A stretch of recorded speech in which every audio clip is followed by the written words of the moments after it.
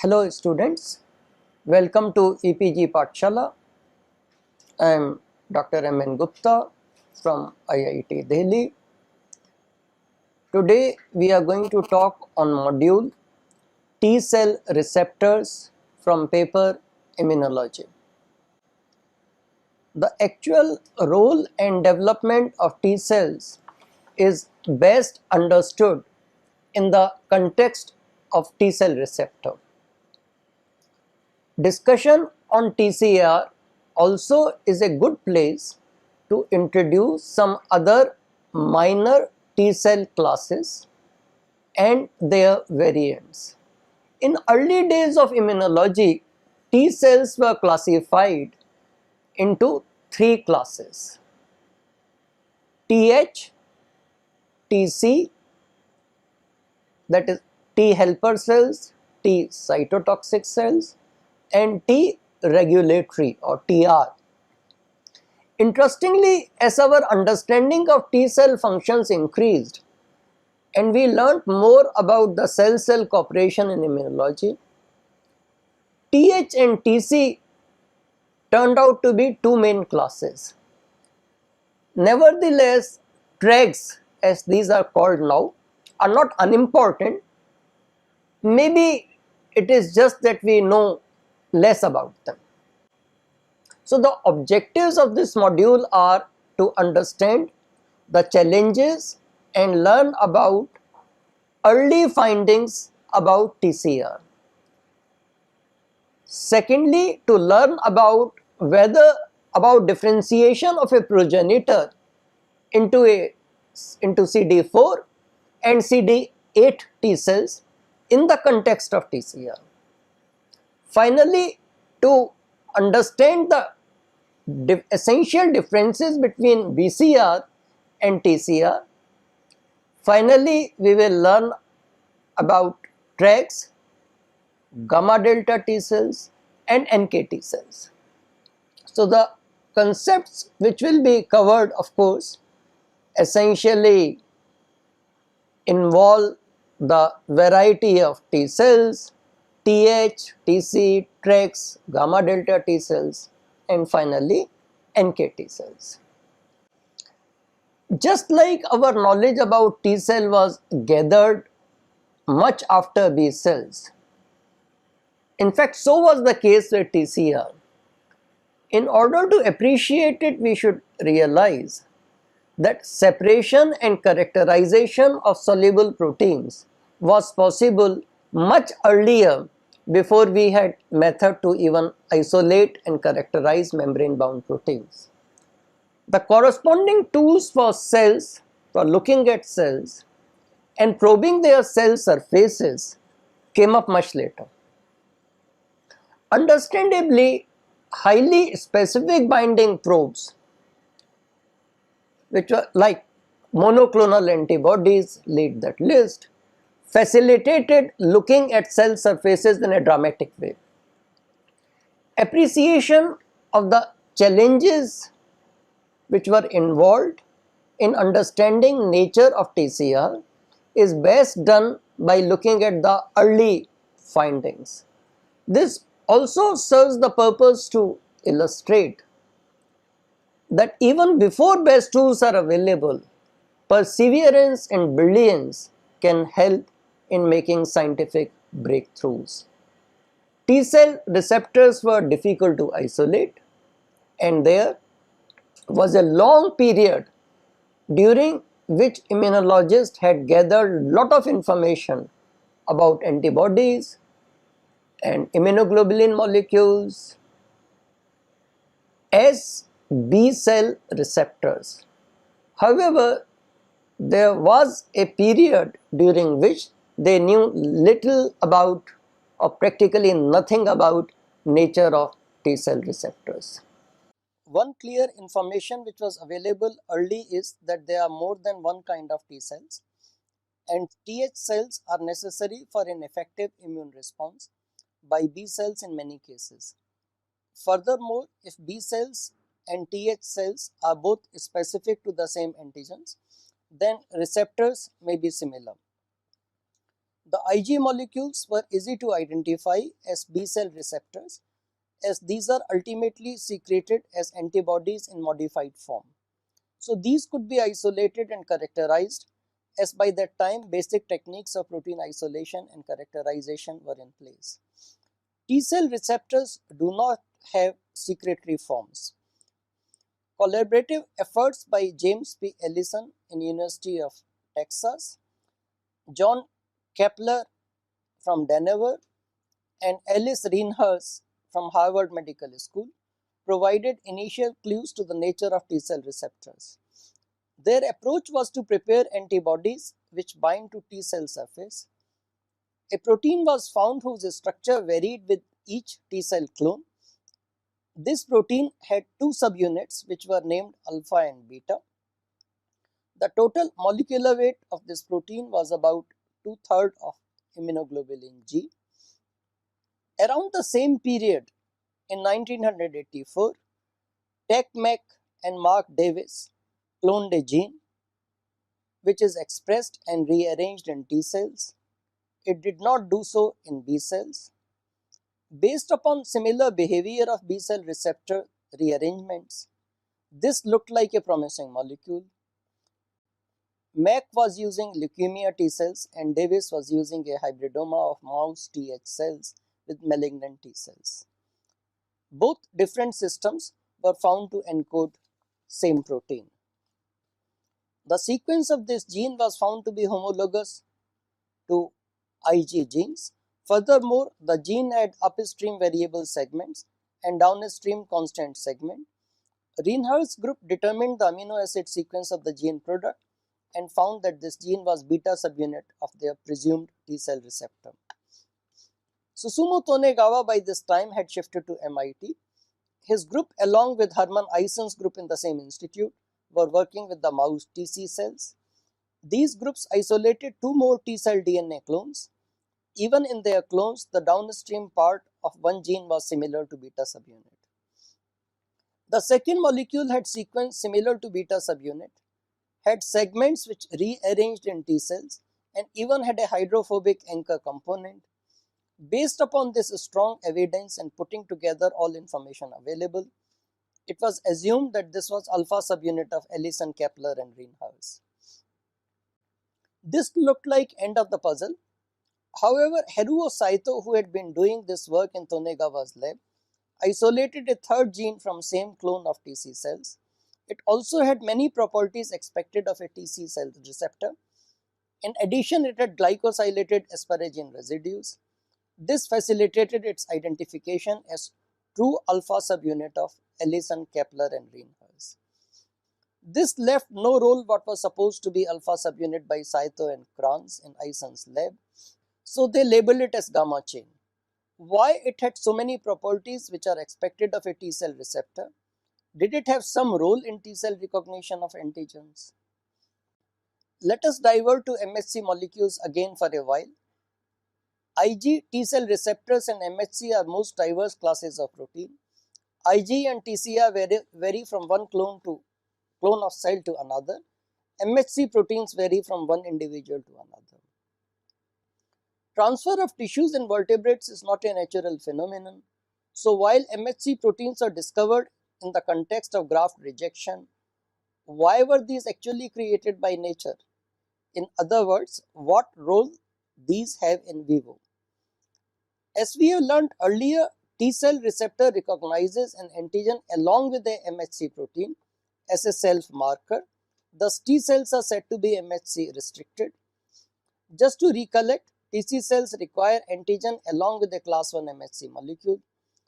This evolution of TCR may have taken place since TC cells evolved probably for protection against viral infection. So the pattern TC cells need to see is viral coat plus MHC class 1 protein. This makes sure that the TCR does not get saturated with many soluble antigens. So MHC restriction evolved to ensure division of labor. Th cells recognize B cells and macrophages, which are carrying antigen plus class 2 MHC molecules. In this case, MHC restriction may have two reasons. Firstly, the overall structure of class 1 and class 2 MHC molecules are not vastly different. So TCR of TH cells did not need search for an ab initio design. It could be tweaked just to be different from TCR of TC cells and yet serve the distinct function required of it in view of TH cell functions. Secondly, this strengthens binding and facilitate intercellular communications. Thus, MHC molecules which still work on cell mediated immunity started were only known to have physiological function of involvement in the graft rejection. When a redundant chain subunit was identified, an early model which was suggested was based upon gamma beta to alpha beta switch. David Rowlett and Susumu Tonegawa proposed one possible model for TCR development during thymic education. According to this gamma beta to alpha beta switch model, immature T cells have TCR containing gamma plus beta chain. As a result of MHC restriction learned by T cells during thymic education, the affinity of TCR to MHC protein must be decreased so that cells are not attacked. This is ensured by switchover to alpha beta combination. The availability of monoclonal antibodies provided a powerful tool to probe cell surfaces. TCR structure was also determined by use of monoclonal antibodies. These monoclonals recognized only one cloned T cell lines. These monoclonals also inhibited binding of the antigen to these T cells. Such monoclonals are called clonotypic antibodies, as these did not bind to other clones of T cells. It was found that each T cell bears about 30,000 antigen binding receptor molecules. Furthermore, one such receptor contains two polypeptide TCR alpha and TCR beta linked by a disulfide bond. These heterodimers were in fact analogous to FAB fragment of IgG. A minority population of T cells instead had a different receptor composition. These gamma delta TCRs have different properties from alpha beta TCRs. We will talk more about these gamma delta T cells later. Unless otherwise mentioned, TCRs will be discussed in the context of alpha beta TCR. It is to be noted that unlike IgG, which has two binding sites, TCR has only one binding site for the antigen. Also, unlike IgG, it has no secretory isoform. The function of the T cells is different. Both alpha and beta chains have extracellular domains analogous to FAB, a transmembrane domain, and a short cytoplasmic tail. Both alpha and beta chains are glycoproteins. It is interesting to note that transmembrane domain of alpha has two basic amino acid and beta chain has single basic amino acid residue in the hydrophobic environments. The crystal structure of TCR has been available. Not surprisingly, TCR chains have folds as FAB.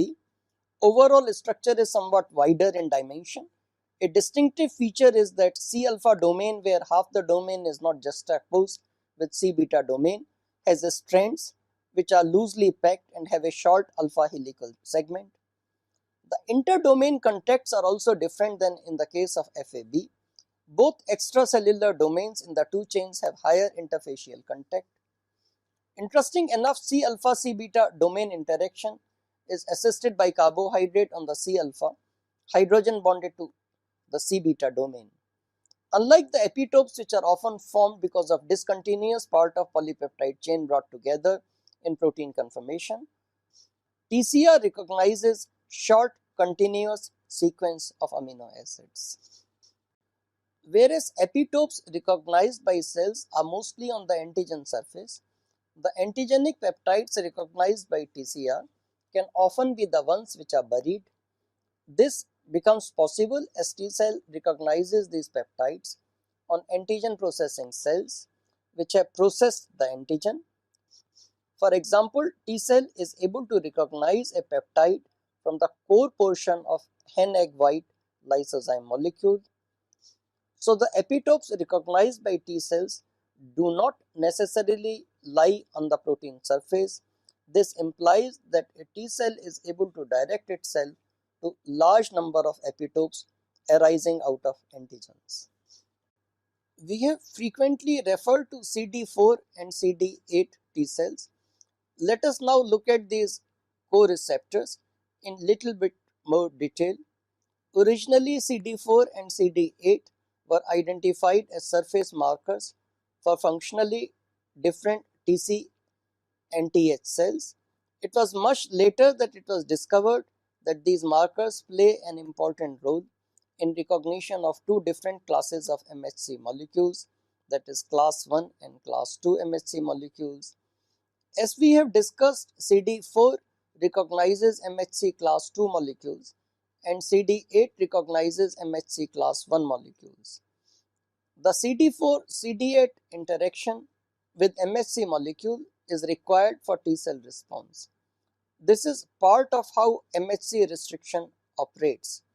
Hence, CD4 and CD8 are called co-receptors. CD4 is a single chain polypeptide with 4 domains similar to Ig. However, there are some differences. D2 is not similar to either V or C domains of Ig and is sometimes called C2 domain. MHC class 2 molecules bind via D1 plus D2 domains. CD8 on the other hand has two chains alpha and beta which are linked by an interchain disulfide bond.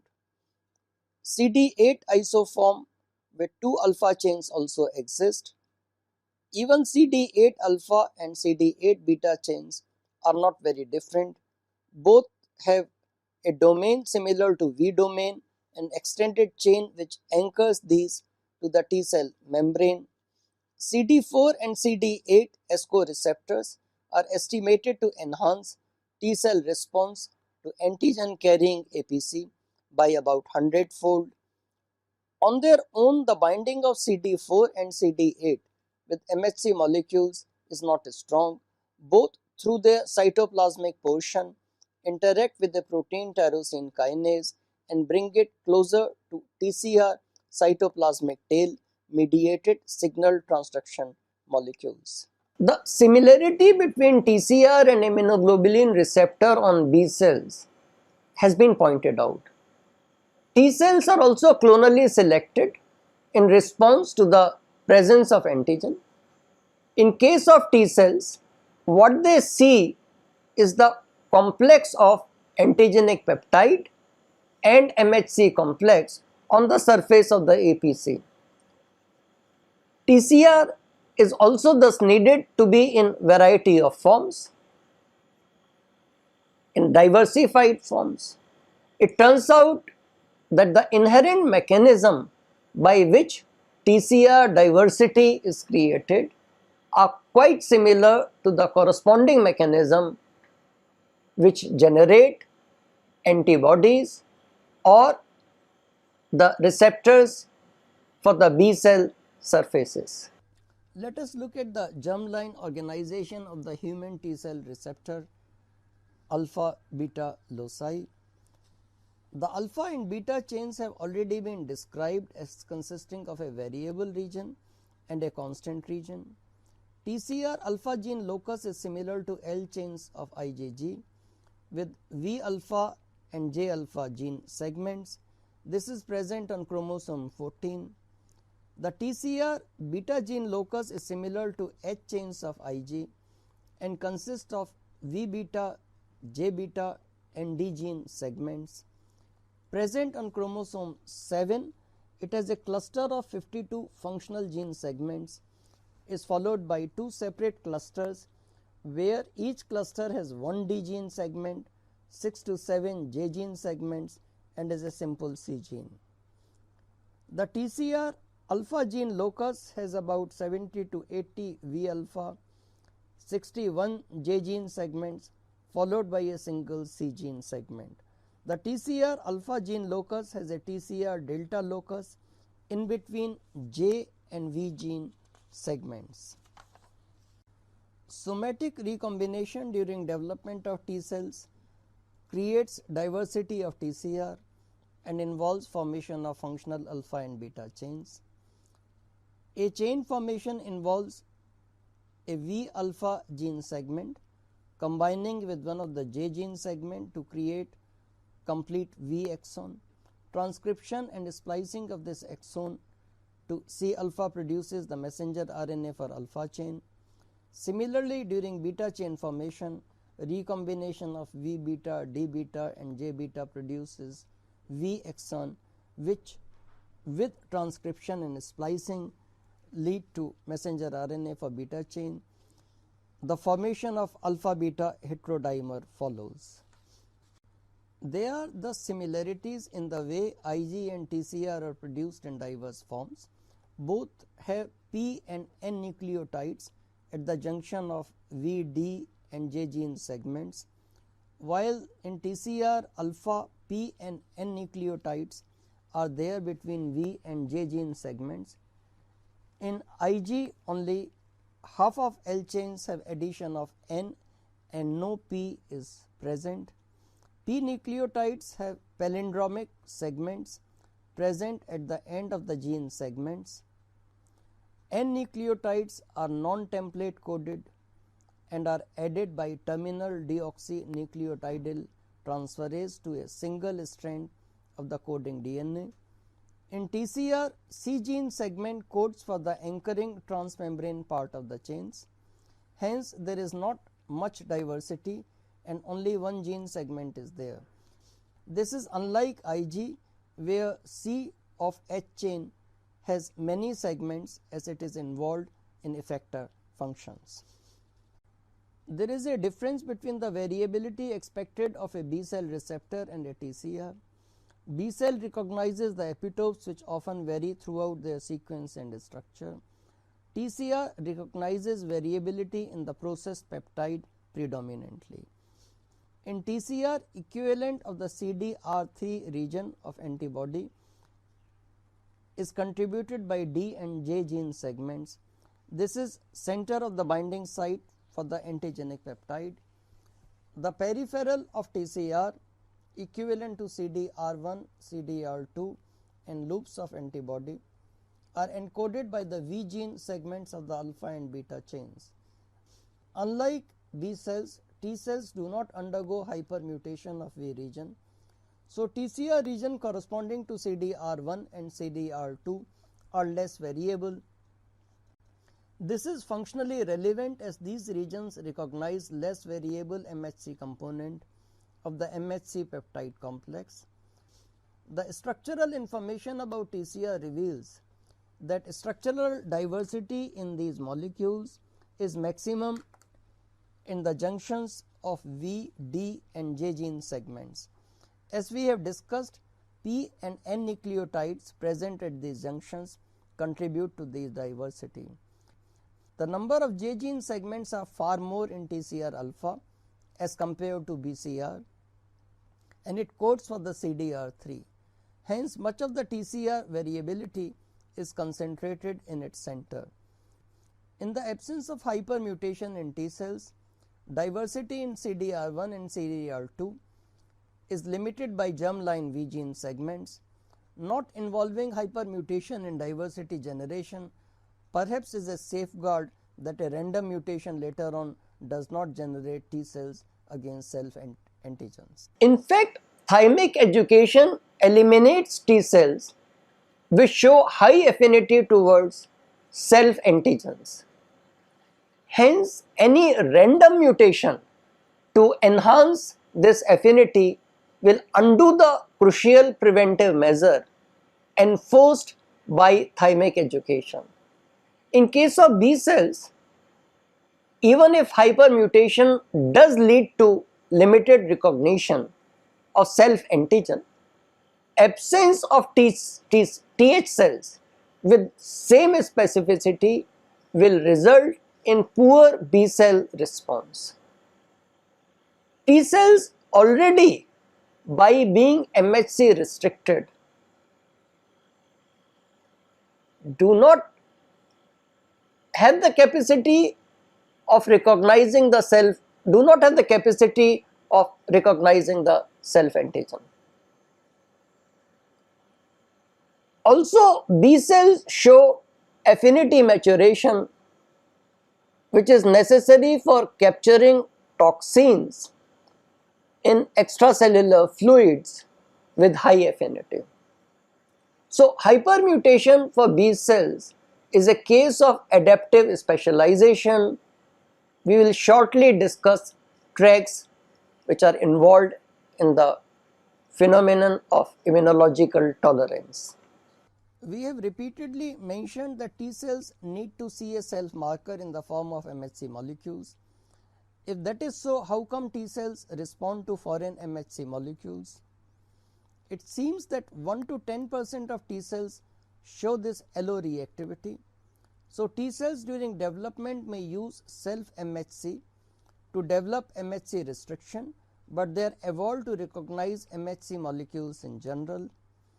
There are few modes by which this cross reactivity may arise. The foreign peptide, that is the plus the non-self MHC molecules, is different on APC, and this interaction dominates the T cell response. In another mode, non-self MHC are so different as MHC have high density on cell surface, thus MHC dominates binding of TCR and triggers swift graft rejection. The common lymphoid progenitor differentiates into B cell and pre-T cells in bone marrow itself. The precursor T cells migrate to the thymus. It is here that the TCR genes are rearranged in a process which includes thymic education. T cell precursors are enmeshed in the thymic stroma, the network of epithelial cells. The large number of thymocytes are formed. This is also the place where intrathymic dendritic cells are produced from hematopoietic cells. The interaction of thymocytes in turn induces the formation of reticular epithelial structure to further surround the thymocytes. In the thymus, cortex contains immature thymocytes and the medulla contains mature thymocytes, dendritic cells and macrophages. In DiGeorge syndrome in humans and nude mutation in mice, which is accompanied by absence of hair on these mice, absence of proper thymus results in absence of any significant population of the T lymphocytes.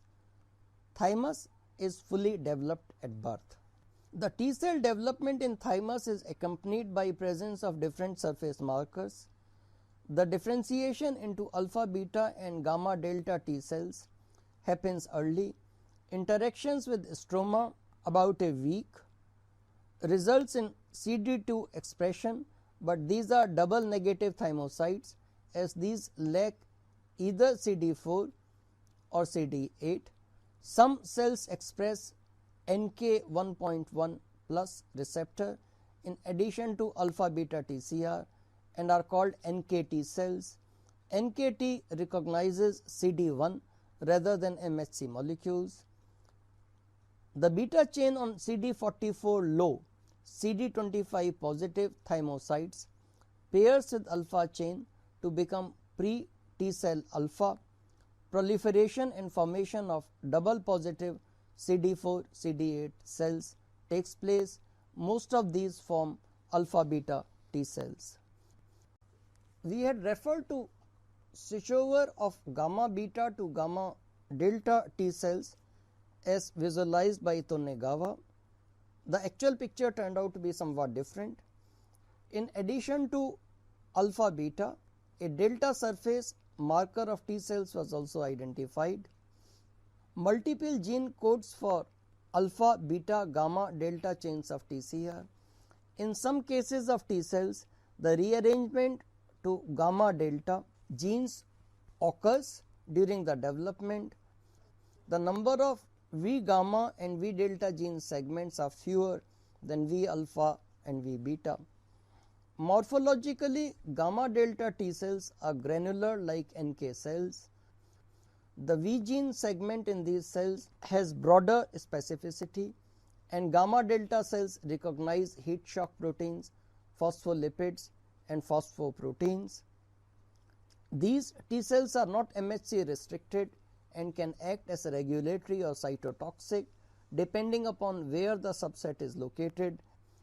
In some ways, gamma delta T cells resemble NK T cells and can be viewed as parts of both innate and adaptive immunity. The last common precursor of alpha beta and gamma delta cell is a cell where in some TCR gene segment rearrangements have already taken place. This is indicated by evidence that alpha beta T cells contain rearranged or more often out of frame gamma chain genes. Similarly, gamma delta T cells are sometimes found to have correct beta chain rearrangement.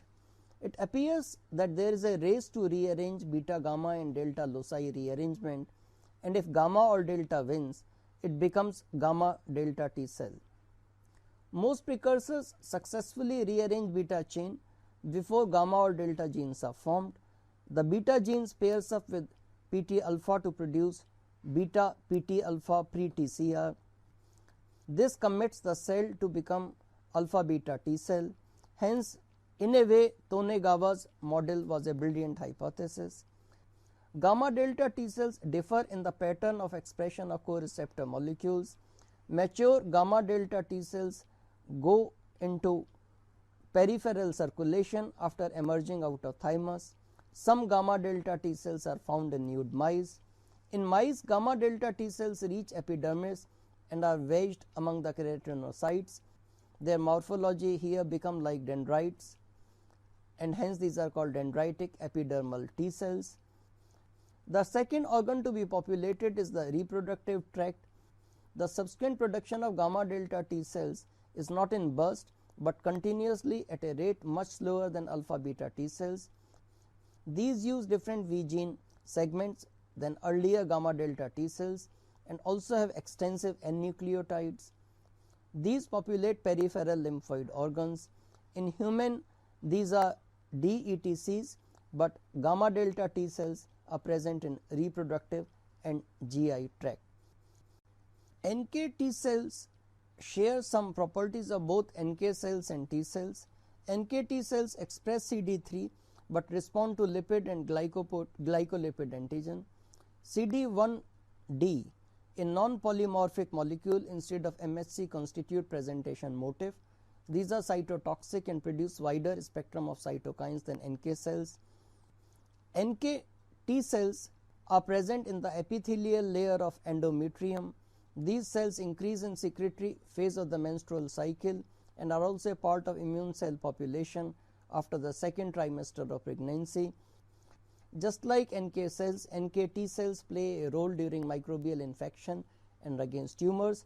NK T cells increase in number in old age but produce less interferon gamma. With both NK and NKT, the cytotoxicity decreases in old ages. Apart from TH and TC cells, there is a third category of T cells which are regulatory T cells called Tregs, Tregs. These are subsets of CD4 plus T cells which express high level of CD25. CD25 is the alpha chain of interleukin 2 receptor on T cells, while both activated B and T cells also express CD25, but Tregs do not express several markers of these lymphocytes. Tregs are also MHC restricted but have a high affinity for MHC. Normally such T cells undergo apoptosis, but Tregs escape that. Tregs are present in blood but constitute only 1 to 4% of the total CD4 plus T cells. One possible mechanism is that Tregs compete with TH and TC cells for APC. Another possible explanation is that the Tregs induce apoptosis of TH and TC cells. Tregs also express CTLA4, which downregulates expression of CD80 and CD86 on APCs. Tregs also release IL-10 and TGF-beta, which affects APC role. Tregs along with gamma delta T cells and NK T cells regulate immune response. Tregs have invited attention in the context of allergy, autoimmune diseases and graft rejection as well. To summarize this lecture, we learned the following. Firstly, we learned about the discovery of the nature of TCR Then we learnt about the differences between TCR and BCR, that is the receptor present on the T cell surfaces and the receptor present on the B cell surface. We also learnt about the nature of the T cell receptors in the case of two different kind of T cells, that is the CD4 T cells and the CD8 T cells. Finally, we also looked at whatever we know about Tregs, which are the another kind of T cells, gamma delta T cells, and what are known as NK T cells. In this whole account about the T cells, the main proponents are its own receptors, co-receptors, and other surface ligands which present, and the presented antigen along with the MHC, which are of course involved in this presentation of the antigen on the antigen processing cells or viral infected cells.